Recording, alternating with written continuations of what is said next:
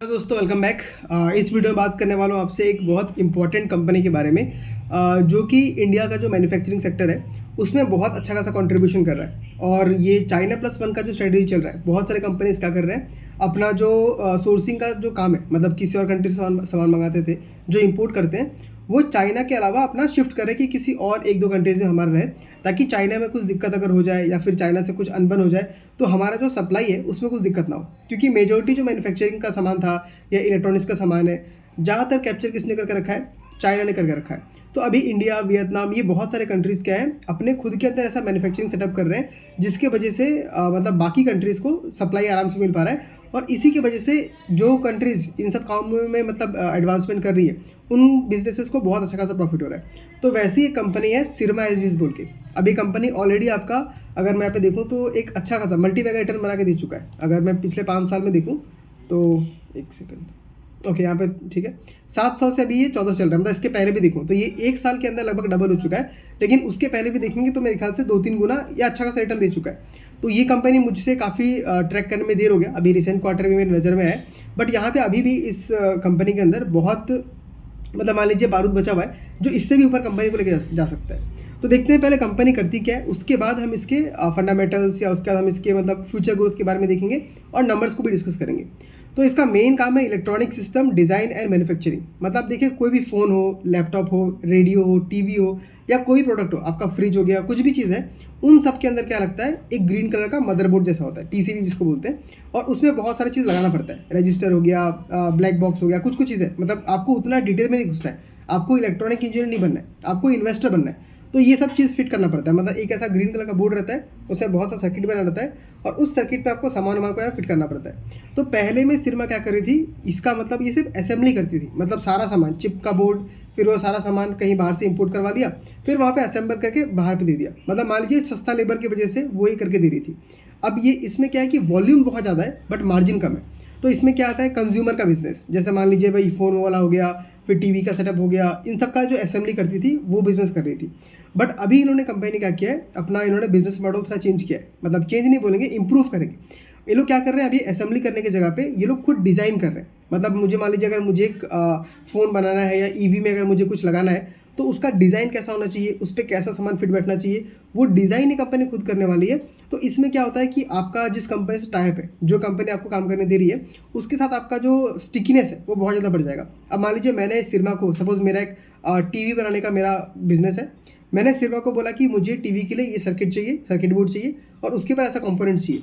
तो उसका पूरा डिज़ाइन बनाकर मैं दे रहा हूँ। अब वो जो जो भी क्लाइंट है या मैं खुद हूँ, तो मैं सिरमा पे अब डिपेंडेंट हो चुका हूँ। और अगर एक बार मैंने उसे बिजनेस कर लिया तो उसको स्विच करना मेरे लिए बहुत मुश्किल होगा। और क्योंकि इस केस में सिरमा मुझे डिज़ाइन बना के दे रहा है, तो इसकी वजह से उनका मार्जिन भी वहाँ पे ज़्यादा होता है। जबकि पहले वो लोग सिर्फ असेंबली कर रहे थे, तो वो मतलब सिर्फ सस्ता लेबर वाला काम था कि जो सस्ते में कर देगा उसको करके दे देना है। लेकिन अभी डिज़ाइनिंग कंपनी खुद करने जा रही है, जिसको हम ओडीएम बोलते हैं, ओरिजिनल डिज़ाइन मैन्युफैक्चरिंग। तो इस बिज़नेस में उनका जो क्या बोलते हैं, मार्जिन बहुत ज़्यादा होता है। तब यहाँ पे देखिए, इनके खुद के इंजीनियर्स हैं जो डिज़ाइन बना के देते हैं और ये सारा कुछ करके दे रहे हैं। तो अभी इनका ये जो प्रोडक्ट है, जो भी है, वो किस किस जगह में लगता है, तो ये सारे लगभग मैं जितना भी इंडस्ट्रीज देखा सब में लग रहा है। रेलवे में, इंफ्रास्ट्रक्चर में, फिर हेल्थ केयर में, फिर आपका ये ऑटोमेटिव में, डिफेंस में, फिर कंज्यूमर प्रोडक्ट जो भी होते हैं, कैमरा हो गया, आपका टीवी हो गया, फ्रिज हो गया, एसी हो गया, वॉशिंग मशीन हो गया, इन सारे चीज़ों में ही इनका ही सामान लगता है। और आपको पता ही है कि आगे आने वाले टाइम में या अभी भी इलेक्ट्रॉनिक सामान का जो मतलब यूज़ है, जो मतलब बिक्री हो रहा है, जो भी सामान जो भी चल रहा है, वो बहुत भयंकर तरीके से ग्रो कर रहा है। तो इस कंपनी को बहुत अच्छा खासा प्रॉफिट हो सकता है। अब यहाँ पे देखिए, इन्होंने भी एक्सपोर्ट भी चालू कर दिया है। तो एक्सपोर्ट इनके पूरे रेवेन्यू का मेरे ख्याल से अभी शायद 24% के आसपास है। देखना पड़ेगा मुझे, एक सेकंड में उसको देख लेता हूँ यहाँ पे। हाँ, एक्सपोर्ट रेवेन्यू इनके रेवेन्यू का फिलहाल 24% है। तो धीरे धीरे कंपनी बोल रही है कि हम इसको भी जाके बढ़ाने का ट्राई करेंगे। तो यहाँ पे जो भी कंपनी भी काम कर रही है, वो सब का सब अपने रेवेन्यू को, अपने बिजनेस मॉडल को इंप्रूव करने का ट्राई कर रही है। और इस क्वार्टर में इन्होंने लगभग 18 नए क्लाइंट्स को ऐड किया है। तो यहाँ पे एक बात ये है कि ये जो 18 न्यू क्लाइंट्स हैं, इनका जो आपको बेनिफिट है वो आपको इस साल दिखने नहीं मिलेगा, आपको अगले साल दिखने मिलेगा।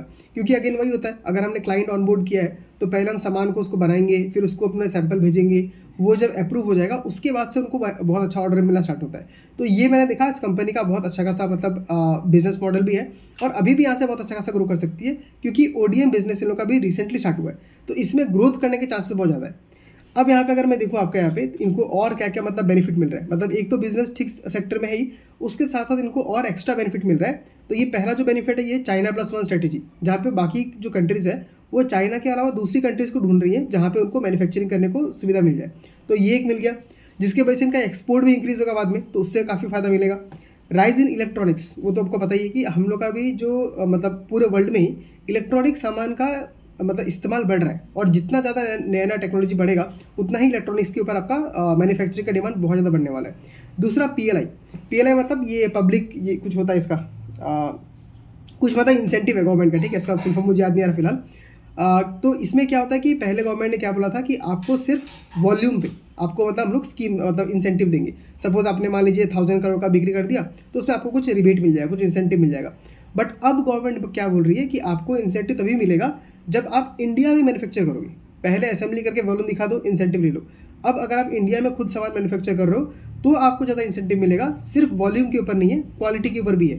तो इसमें भी इसके वजह से भी सिरमा को यहाँ पे बहुत फ़ायदा होने वाला है कि सिरमा खुद ही यहाँ पे अब बहुत सारी चीज़ें बना रही है। तो ये तीन चीज़ें हैं जो सिरमा को एक्स्ट्रा पुश दे रहा है आगे बढ़ने के लिए। अब यहाँ पे अगर हम देखेंगे तो इसका मतलब मेन अगर मैं कहानी बताने का ट्राई करूँ तो इसका क्या कहानी बन गया अभी, ये एक मतलब असेंबली करने वाला कंपनी से अब डिज़ाइन करने वाला कंपनी बन गया, जहाँ वैल्यू ज़्यादा है, जहाँ मार्जिन बहुत ज़्यादा है, ठीक है। अब यहाँ पे देखिए इनका जो रेवेन्यू था, अगर मैं नंबर्स की बात करूँ तो इस बार 68% से ग्रो किया है, और इनका जो प्रॉफिट है वो लगभग 112% से ग्रो किया है, यानी इनको आराम से ऑपरेटिंग लेवरेज मिला है। उसके बाद इनका ऑर्डर बुक जो है वो लगभग 6700 करोड़ का है, जो कि इनको लगभग 9 महीने में पूरा करना है। अब यहाँ पे एक चीज़ देखिए, इनका जो इस साल का रेवेन्यू था वो लगभग आपका 4819 करोड़ का है, और इनको जो अगले जो 9 महीने का जो ऑर्डर बुक है वो लगभग 6700 करोड़ का है। तो अगर मैं यहाँ पे देखूँ तो लगभग 30-40% का तो ग्रोथ कंपनी बोल रही है कि हम ऐसे ही दिखा देंगे, तो ऐसे ही। लेकिन मुझे लगता है कि कंपनी लगभग 35 से 40% तक दिखा सकती है, मतलब जितना कंपनी ने बोला है उससे ज़्यादा का यहाँ पे कंपनी एग्जीक्यूट कर सकती है। तो ये एक अच्छी बात है। उसका पैट मार्जिन अगर देखें तो यहाँ पे आपको एक चीज़ देखना पड़ेगा, इनका जो कंज्यूमर बिजनेस है ना, जो पहले जो मैंने बोला कि ये लोग असेंबली करते थे, उसमें इनका मार्जिन कम होता है, और इस बार क्या हुआ है कंज्यूमर बिजनेस थोड़ा ज़्यादा ग्रो कर गया है, इसकी वजह से नेट इनका मार्जिन पे थोड़ा इंपैक्ट देखने के लिए मिला है। बट वो ठीक है, वो आगे आने वाले क्वार्टर में जो बाकी जो नए बिजनेसेस है उसमें अच्छा खासा ग्रोथ दिखने मिलेगा, तो इनका मार्जिन स्टेबल रहेगा।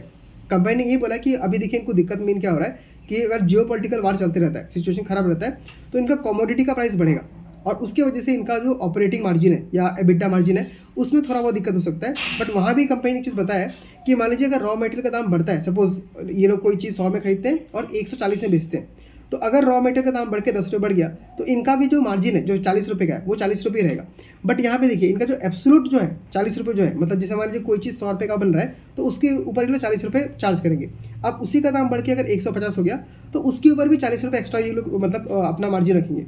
तो अभी इनको देखिए जो टोटल मार्जिन सेम मिल रहा है 40 रुपये, बट दाम बढ़ने की वजह से वो परसेंटेज में वो कम होता हुआ दिखाई देगा। तो इन्होंने बोला है कि हम लोग जो काम कर रहे हैं उसमें कुछ मतलब सिर्फ दाम बढ़ने की वजह से वैल्यू एड नहीं हो रहा है, तो हमको जो पहला जो मार्जिन मिलता था वही मिलेगा, बट यहाँ पे हमको एबिटा मार्जिन कम होते हुए दिखाई देगा क्योंकि रॉ मटेरियल का प्राइस बढ़ जाएगा। तो वो कोई बहुत बड़ा कंसर्न नहीं है, परसेंटेज में फॉल दिखेगा बट मेरे ख्याल से एब्सोल्यूट मार्जिन फिर भी ठीक रहेगा।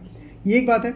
अब इनके जो नेक्स्ट कौन कौन से ऐसे सेगमेंट्स हैं जो काफ़ी हाई ग्रोथ वाले हैं और जिनमें मार्जिन बहुत ज़्यादा है, तो इनका मेडटेक है, मतलब जो हेल्थ केयर में जो भी आपका सामान लगता है, जैसे मान लीजिए सिटी स्कैन का कोई आपका मशीन हो गया, एमआरआई का मशीन हो गया, एक्सरे मशीन हो गया, मतलब बहुत टाइप की मशीन्स है, उन सारे मशीन्स में ये लोग अभी काम करना स्टार्ट कर चुके हैं। तो वो इनका लगभग 100% से ग्रो किया है क्योंकि छोटा बिजनेस है, नया स्टार्ट हुआ है, तो वो डबल हो चुका है। फिर इनका ऑटो सेक्टर का जो है जहाँ पे ईवी में काम कर रहे हैं ये लोग, और पुराने जो आइस इंजिन है जो मतलब कि इंटरनल कंबशन पेट्रोल डीजल वाले, उसमें भी लगभग 78% ग्रोथ दिखने मिला है। और आईटी और रेलवे का, अभी रेलवे का जो कवच सिस्टम है जो रेलवे को प्रोटेक्ट करता है, मतलब कहीं एक्सीडेंट होने से या कुछ भी, जो पहले आपका सिस्टम था अभी अपग्रेड हो रहा है, कवच पूल के सिस्टम नहीं आ रहा है, तो उसमें भी कंपनी काम कर रही है। तो वहाँ भी इनका बिजनेस जो है लगभग 200% से ग्रो किया है, मतलब 3 गुना हो चुका है। तो ये जो 3 सेक्टर्स है मेनली, ईवी का, फिर आपका मेडिकल टेक का, फिर रेलवे का, ये सारे बहुत अच्छे स्पीड से ग्रो कर रहे हैं क्योंकि बेस भी छोटा है, तो ये इनको बहुत अच्छा खासा ग्रोथ आगे जाके दिखा सकता है। और इस बिजनेस में क्या है, मार्जिन भी ज़्यादा है, तो ये मुझे लगता है कि इस कंपनी में अभी बहुत जूस बचा हुआ है, आगे जाके बहुत अच्छा खासा ग्रोथ हमको दिखा सकता है। बट यहाँ पे एक दिक्कत मुझे क्या हो रहा है कि यहाँ पे इसका जो वैल्यूएशन है थोड़ा मुझे महंगा लगता है, क्योंकि देखिए कंपनी हमको बोल रही है 30-40% से ग्रो करेंगे और कंपनी कर भी रही है, बट फिर भी इसका प्राइस टोनिंग लगभग 76 का है। तो अब यहाँ पे देखिए मेरा क्या मतलब व्यू निकल के आता है, मुझे इस कंपनी में इंटरेस्ट है और मैं इस पर इन्वेस्ट करूँगा भी, बट आपको पता है कि मैं हमेशा स्टार्ट करता हूँ तो 1% एलोकेशन से करता हूँ, बट वैल्यूएशन इसमें मुझे इससे सस्ता नहीं मिलेगा। ये मेरा अगेन मेरा थ्योरी है, ठीक है। क्यों नहीं मिलेगा?